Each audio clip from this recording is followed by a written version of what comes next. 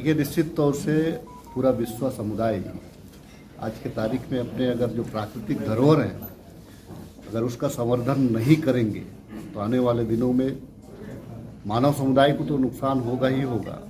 आने वाले दिनों में जितने भी इस पृथ्वी पर जितने जीव जंतु हैं उनके लिए भी कठिनाइयों का दौर देखना पड़ सकता है।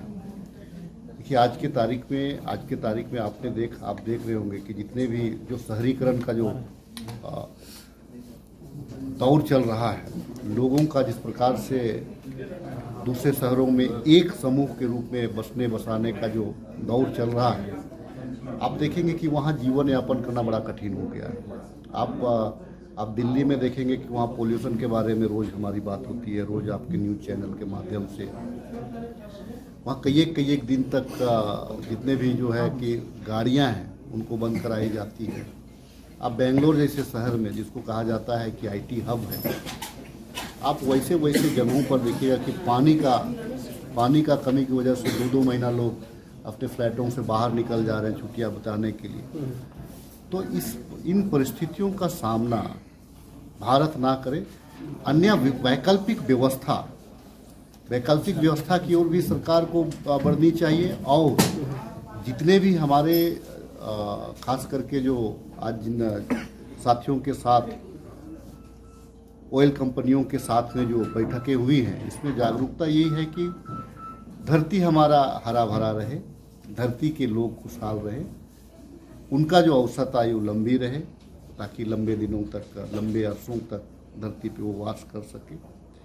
इसका प्रयास है। मैं निश्चित तौर से बधाई दूंगा कि इन लोगों ने ये पर डे जितना पेट्रोल, डीजल, गैस का उपयोग जिस प्रकार से हो रहा है, अगर इसी प्रकार से होता रहा तो मुझे लगता है कि इस प्राकृतिक से इनका समापन एक दिन तो आना ही है। आपको जो हरास नियम है, जो इकोनॉमिक्स में आपने पढ़ा होगा, तो हरास नियम तो हर जगह हर चीज़ में लागू होता है। तो इससे मानव समुदाय को, जीव जंतु को, धरती को बचाने का पहल एक मानव को करने का जरूरत है। गाड़ी जो एक्स्ट्रा जो इस्तेमाल लोग करते हैं, मतलब एक गाड़ी के इस्तेमाल में 4 गाड़ी जो वीआईपीज, खासकर वीआईपीज में चलते हैं, उस पर क्या कहेंगे अन्य लोगों को? देखिए, वीआईपीज पे उसकी प्रोटोकॉल होती है कि भाई उनके साथ में गार्ड्स होते हैं, उनके साथ में स्टाफ होते हैं, वो खुद चलता है। उनके साथ में बहुत सारे हम लोग जैसे होते क्या हैं कि गाड़ियों में ही मीटिंग कर लेते हैं हम लोग, वक्त नहीं रहता है, तमाम लोगों को वक्त देना पड़ता है, तो हम लोग बैठे गाड़ियों में ही हम लोग मीटिंग वगैरह कर लेते हैं। तो समय को बचाने के लिए कभी कभी होता क्या है कि अपने साथ में जिनके साथ मीटिंग करना है अपनी गाड़ी में बैठा लिए, फिर आपके स्टाफ हैं, आपके जो अंगरक्षक वगैरह हैं, तो जिसकी वजह से जिसके अगर नहीं करिएगा तो फिर आप ही लोग बोलिएगा कि लॉ एंड ऑर्डर ख़राब है।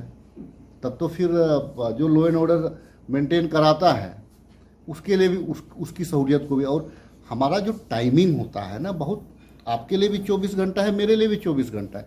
उन 24 घंटा में मैं 12 कार्यक्रम को अटेंड करता हूँ, 12 का। लेकिन आम लोग तो 12 कार्यक्रम को अटेंड नहीं करते, वो तो सिर्फ ऑफिस जाते हैं, ऑफिस मेंटेन करने के बाद 5 बजे के बाद में घर वापस होता है। लेकिन हमारा वो नहीं होता है।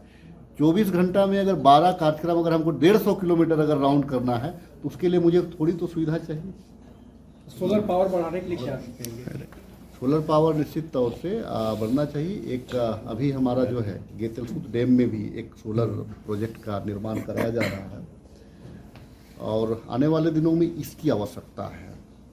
ठीक है, सोलर प्रोजेक्ट वगैरह की आवश्यकता है। मैं माननीय मुख्यमंत्री जी से भी वार्ता किया था, अभी तक पानी में चल रहा है, उसको सूखा खेत में, सूखा टाण जिसको बोला जाता है, उस पर कैसे इसको कराया जाए, इस दिशा में भी निश्चित तौर से हमारी सरकार गंभीर है और आने वाले दिनों में हम लोग भी इसमें बढ़ेंगे।